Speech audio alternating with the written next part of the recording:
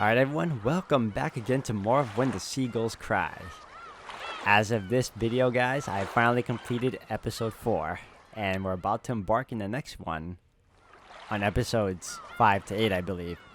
I'll consider 5 to 8 as one whole episode because it looks like they're joined at the hip, so I'm just gonna call it 5 for now.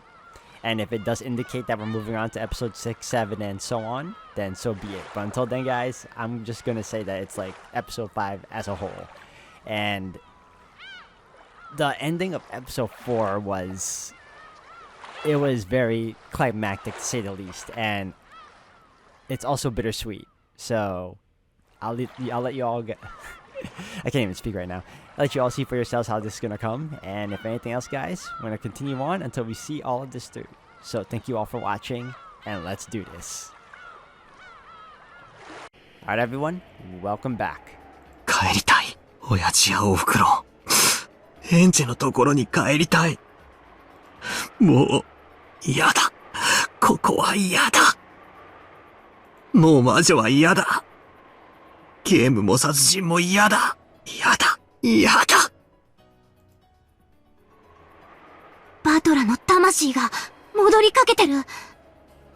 でも、あとちょっとが届いていない。もう嫌でしょ？なら、家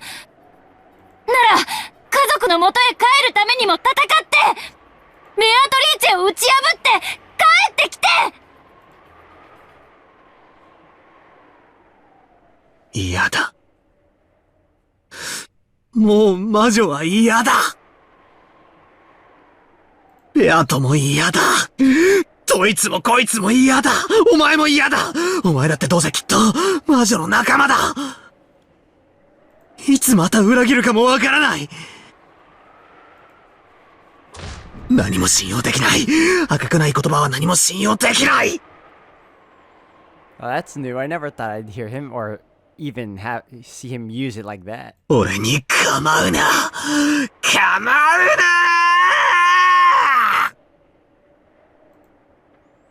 Battler's soul howled. She hugged his head from behind so tightly that it hurt. 早く帰ってきて、お兄ちゃん！私を一人ぼっちにしないで！お前、誰？私よ、エンジェよ。お父さんもお母さんもお兄ちゃんも誰も帰ってこない。寂しいよ。お願いだから早く帰ってきて。エンジェ。お前、エンジェだったのか。そうよ、エンジェよ。誰も帰ってこない世界の後宮エンジェ。私の家族はすべてあの日の六軒島から帰ってこない。目の前のあの魔女が家族をすべて、お兄ちゃんさえも奪い取ってしまった。お兄ちゃんだけがあいつをやっつけられる。あいつをやっつけて、そして家族を取り戻して、そして私のところに帰ってきて。ベアトが俺の家族を。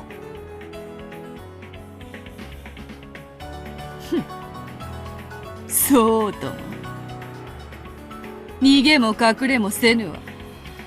わらわが後宮エンジェから家族を奪った。バトラはわらわの玩具よ。その父親も母親もすべて玩具よ。そなたには返さぬわ。永遠に一人ぼっちで帰らぬ家族の帰りを待ってさまよい続けるがいいわ。From Andrew's arms that held him, the very painful, sad and lonely days that his little sister left all alone had gone through flowed into Battler. Because he had been playing around in a place like this, his little sister had been left all alone and had been forced to endure such painful days. エンジェ。エンジェ。くそ。俺は何をやってたんだ。ありがとうな。エンジェ、お兄ちゃんは、大切なことを、ずっと忘れていた。Battler tried to turn around, but Andrew was clutching his head with an incredible force, so he couldn't. Sweat? Hot drops splashed the back of Battler's neck. What they were, he discovered by holding Angie's arm as she clung to him. Because it stained Battler's hand. His fingers red. エンジ、大丈夫か。おい。 It dripped and splashed. He didn't know what was going on. Battler couldn't tell for sure because he couldn't turn around. But the hot drops staining his entire back were surely blood. お兄ちゃんを助けるために、ここに来るために、唯一守らなきゃいけないルールがあったの。Oh, don't tell me it was to tell her who she was. それが、これ、お兄ちゃんに、私が演者だと知られてしまうこと。Ah, that sucks. 辛かったよ。お兄ちゃんが目の前にいるのに、それを口にできないなんて。このルールさえ守れば、ずっと永遠にお兄ちゃんのそばにいられるはずだった。お兄ちゃんと一緒に魔女と戦うゲームを永遠に遊べるはずだった。でも、それじゃダメ。Yeah, that's not why you came here either. お兄ちゃんは帰らなきゃ。お家であなたの妹が待っているもの。それは私のことではないけれど、それであなたの妹は救われる。エンジェ、エンジェ、こんなに違う。こんなに。He wanted to turn around, but he couldn't because of how tightly Andrew was gripping his head. However, judging by the blood that was pouring out and Andrew's pained breathing, he realized that something seriously wrong was happening to her right now. 気にしないで。私は所詮駒だから。あのね、チェスではね、サクリファイスって言うんだって。サクリ、なんだって。そんなことはどうでもいい。早く手当てを。この手を一度離すんだ。エンジェ。サクリファイスとは捨て駒のことよ。戦略的展望のためにわざと損を承知で駒を見捨てることを。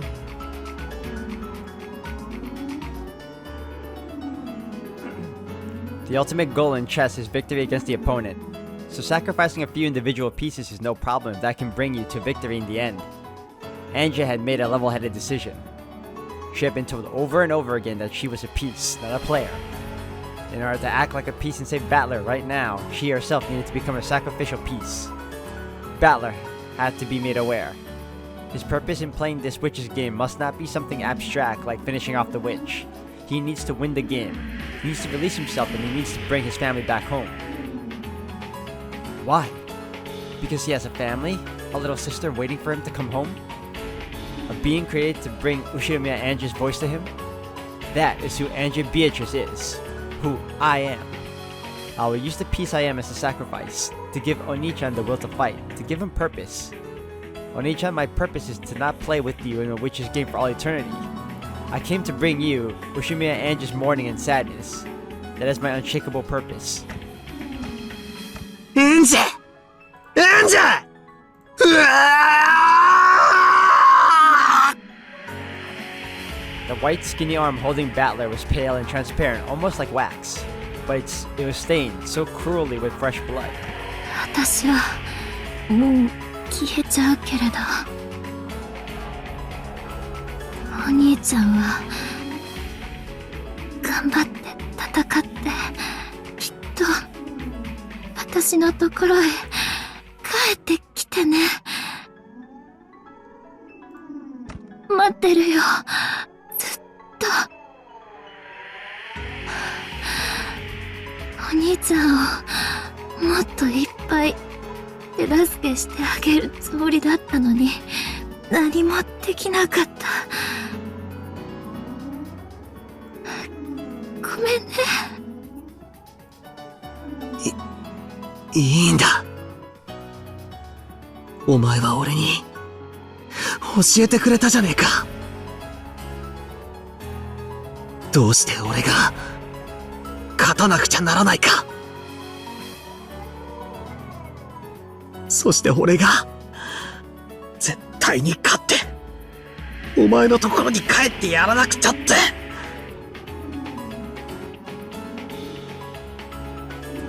俺は何をこんなところでぼんやりと遊んでいたんだ。ああ、もうこんなところで遊んでなんかいないぞ。帰るからな、帰るからな。お土産持ってきっと帰るからな。いらないから一つだけ約束して。なんだよ、何でも約束する。この手を今から離すね。痛かったでしょ。ギュッとしててごめんね。私は大丈夫だから振り返らなくていいから。だから最後にお兄ちゃんの一番かっこいいところを見せて。席を立って目の前の魔女を指さしてゲームの再開を宣言して。Angie's hand slid and disappeared behind me. The stark marks of her fingers were left behind in the blood that had been oozing from her fingernails. But I turned around right away to take care of Angie's wounds. エンジ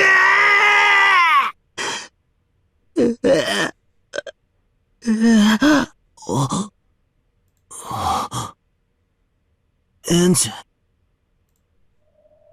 ああ、振り向いちゃダメって約束したのに。Almost like Greek mythology. Oh my gosh. Orpheus and Eurydice all over again.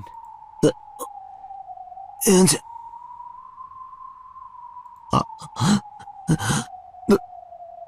どこへ。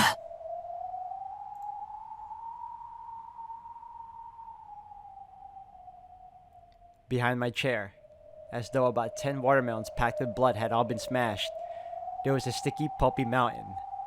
And around that mountain of blood and minced meat, the clothes and shoes Angie had been wearing lay crumpled as though they had been thrown off. As though a human's insides alone had been pulverized and discarded.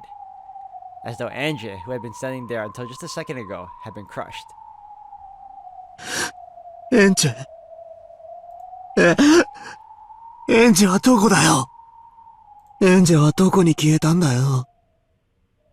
おい、エンジはどこに消えたんだよ。 The two young-looking witches said nothing, and just silently looked at the mountain of blood and meat and clothes. But I didn't want to accept it. I did not want to accept it. わらわはそなたの正面でずっと見ていた。そなたの後ろでエンジがどうなっていくかを。お前は知ってるのか。エンジはどこへ行ったんだ。生きながら焼けたでっかいペンチで一つまみ親指大の大きさに全身の肉を引きちぎって捨てていくんだよ。わらわは見ていた。魔女の釜で真っ赤に焼かれた無数の残忍な工具のエンジェを後ろから一つまみ一つまみ肉をついばみひねり引きちぎり I find 細切れにするのを見ていた。 No, I thought she was done talking. I find it weird that Andrea was not defeated, but she died, you know, breaking a rule that she wasn't supposed to break in the first place. But also, isn't she like the most powerful endless witch yet, like surpassing even Beatrice herself? So why is she not able to break her own rules, you know?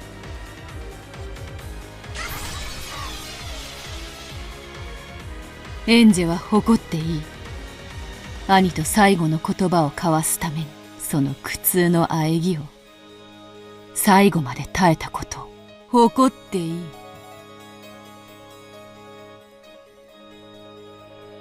Like hell that happened. But rolling there, on top of that mountain of flesh and clothes, was without a doubt what she had been wearing on her head, those pink bead hair ornaments. To be honest, I was thinking they were a bit too childish and didn't really suit her. So I remembered them well. Why has Angie been wearing these cheap hair ornaments all this time? No. No. This can't be Angie. It couldn't be. レアとも正直ね。バトルには見えてなかったんだから。蝶々になって飛んでいったとか言ってごまかしちゃえばいいのに。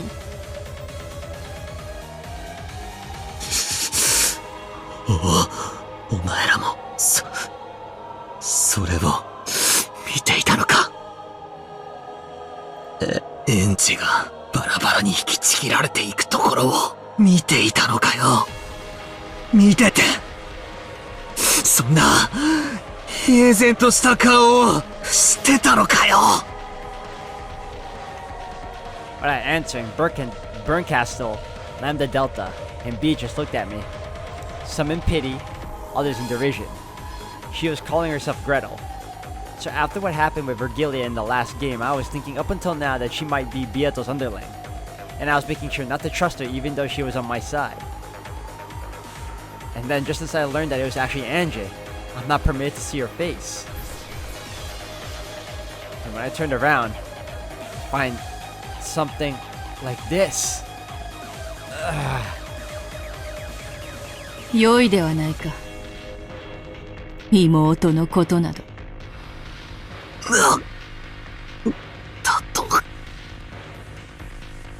どうせそなたは永遠にここから帰れなどせぬわ。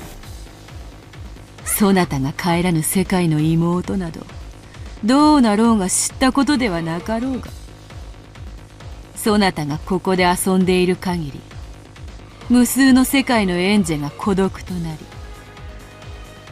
今の最後と同じ苦痛を10年以上にもかけて薄めて強いられる。だがそんなことはどうでもいいことではないか。ここにいるそなたには見えない、観測できない。観測できない真実は赤き真実を用いねば立証できない。だからエンジェのその後の不幸はそなたの杞憂かもしれない。案外ルドルフの遺産でのんびりと生涯働かずに暮らせてたりしてな。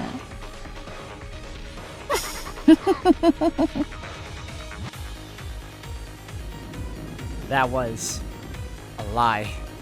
From Angie's arm, every part of the sad world that follows had poured into me in an instant.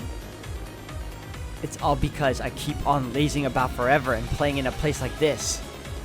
I never thought about anyone but myself. I have to defeat her.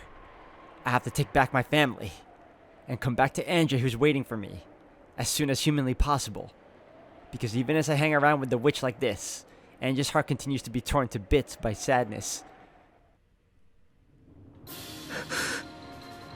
エンジェお前これだよな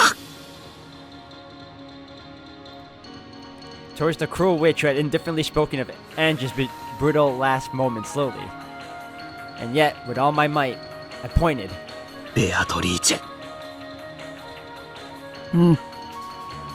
ゲームの再開だもう俺は逃げねえしお前も逃がさない望むところよ。わらわはもはや逃げも隠れもできぬわ。わらわとそなたの決着を確実につけようぞ。どちらかが勝つ。どちらかが敗れて滅ぶ。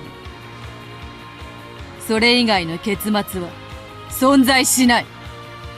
俺は勝つどれほどの時間をかけようとも絶対にお前を打ち破るこの勝負にもう妥協も中断も不先輩もない俺は逃げない逃がさない俺を本気で倒しに来いよくだらない騙しもごまかしもおかしな交流も馴れ合いも一切必要ないお前と俺は敵同士1秒でも早く決着をつけて俺はエンジェのところへ家族を連れ帰らなきゃならない揺るぎなき決意絶対の意志人間の絶対なる意志は絶対の魔力となるそれは奇跡に通じそれを約束するそうこれは約束された絶対の奇跡わらわの勝ちは100億に一つもいえひとかけらの奇跡も絶対になくありえぬということかわらわの足にはいつの間にか音もなくもう片方の足にも冷たく頑丈な鎖が絡みつきこの椅子に縛りつけているわらわに残されたる運命もバトラに殺され敗北することかそれを拒み永遠に引き分けを繰り返すことのみいや殺されるための心の整理がつくまで引き分けを繰り返すの間違いかいずれにせよ敗れるためだけに戦わねばならぬもう永遠の鎖はわらわを縛りつけたそしてバトラもまたみっともなく許しを請うか同情を請うために憐れみの心に訴えかけるかなりふり構わず土下座して鎖のせいでそれもかなわぬわチェックメイトこれは完全なる詰めだだがわらわは黄金の魔女ベアトリーチ黄金鏡に君臨したる黄金の魔王敗れるための戦いであってもわらわにはふさわしき態度があるそしてわらわにはわらわにふさわしき散り際を飾る権利があ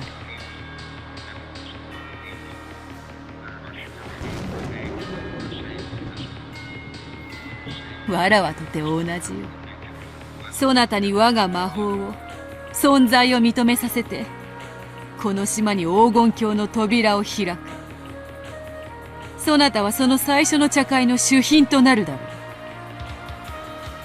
そなた以外は全員がすでに揃っているぞ主賓の到着が遅れているからいつまでも茶会が開けない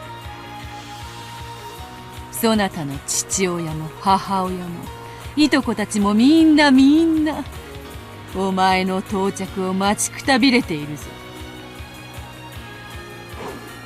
ああ、上等だぜ。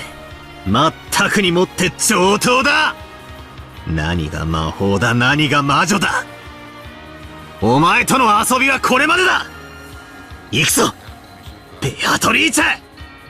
存分に来るがよいぞ。妥協も中断も不先輩もない。どちらかが勝ち、どちらかが滅ぶ。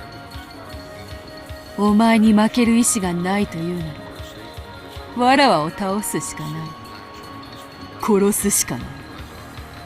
しかしわらわもむざむざと殺されはしない。わらわにふさわしき最後をそなたが用意できるまで抵抗を繰り返すことができる。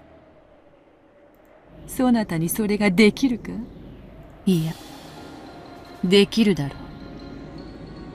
必ずできるさ。来いよ、殺し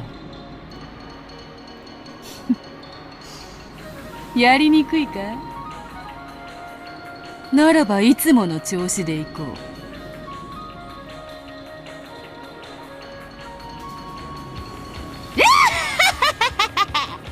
殺されるかよ。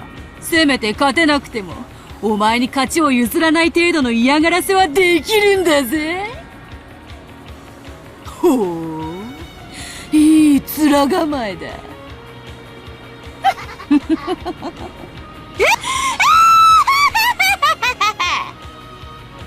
殺してみろ、殺してみろよ、後ろ宮バトル。うおー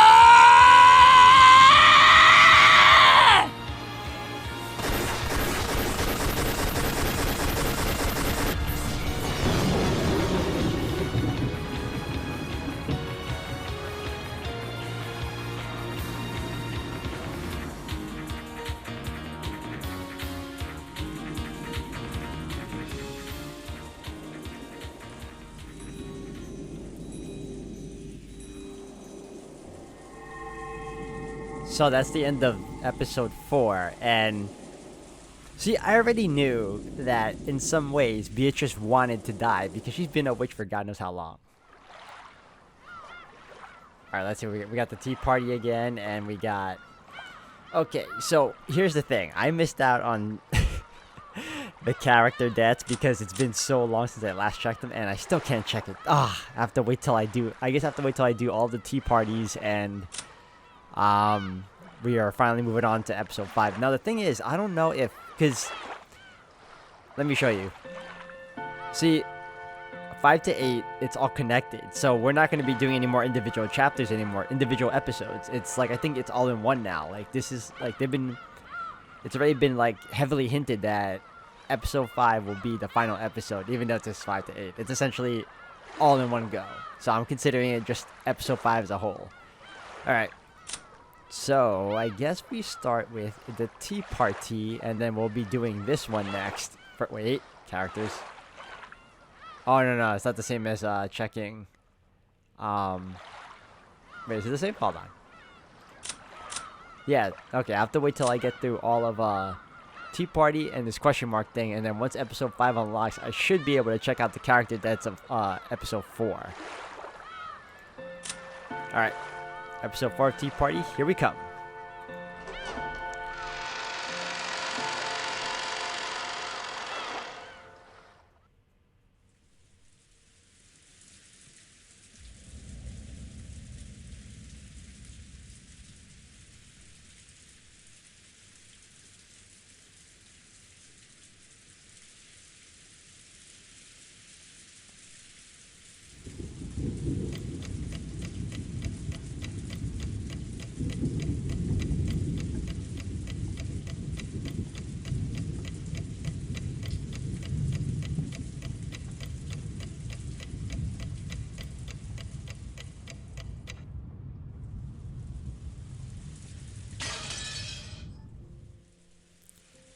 I don't have a clue what to make of all this. Please, someone explain what happened yesterday in a way that I can understand. I continued helping myself to the food in the mansion's kitchen. That massive commercial refrigerator had everything. I could eat and drink as much as I liked. I'd have more than enough to eat even if the typhoon didn't clear up for a week. With a bottle in one hand, half of which I'd already drunk, I helped myself to some sliced ham. I wonder just how expensive this stuff is. Man, you ingredients are out of luck. If only you had Goda-san cook you, you could have been reborn as much more incredible food. I looked at the clock. Very soon it would be midnight. October 5th, the second day would end. The insanity of yesterday's October 4th didn't seem real. That was how little happened after my so-called test. Nothing was happening. No phone calls, no letters. No one coming to see me. No one coming to attack me. Not a goddamn thing. At first I thought this was like the moment in episode 1 where Battler went to the kitchen to get something to drink and then just like rest up and await midnight to see what happens. I don't know if that's still the same moment or if this is like, because he just talked about his test and how nothing was going on. So this probably took place in the current the most current episode, as to when during the time George and Jessica were going through their test. That's interesting. Okay. Alright guys, if anything, I'm going to end it here for today. Thank you all for watching. What I plan on doing also is prior to... I'm going to rewatch this video. And then I'm going to check out all the words that were flashing before me because I'm curious to see what it was. I'm pretty sure it all has to do with Beatrice wanting to kill herself. Like, she wants Battler to beat her in this game so that she doesn't have to continue this endless loop of always having this little game with him and her. We don't even know how this, like, why this is even truly happening to begin with anyway, other than the fact we have Lambda Delta causing, actually it's Lambda Delta and Burn Castle that's doing it, actually. They have this little game going on, kind of like in, if you guys ever played it, Persona 2 between, I'm already forgetting their names, the two gods, Philemon and, Nyarlathotep. They're doing this whole thing where they made a bet against one another as to who would do what. One of them betting on Battler and the other betting on Beatrice. So it's really interesting. We're already pretty much on the last leg of this game, and I'm curious to see how this all gonna go. I want to see how it connects to the reality of things, because so far I feel like we've been focusing a lot more on the fantasy that I haven't really gotten much time to really get a good handle of the mystery itself. I think the final episode obviously is going to focus more on that, along with some fantasy aspects to kind of throw me off. So I'm curious to see how that's all going to go. So if anything else, guys, thank you all for joining me for this long. This is going to be one hell of an one hell of an interesting ride and a finale to come. So I'll see you all in the next one.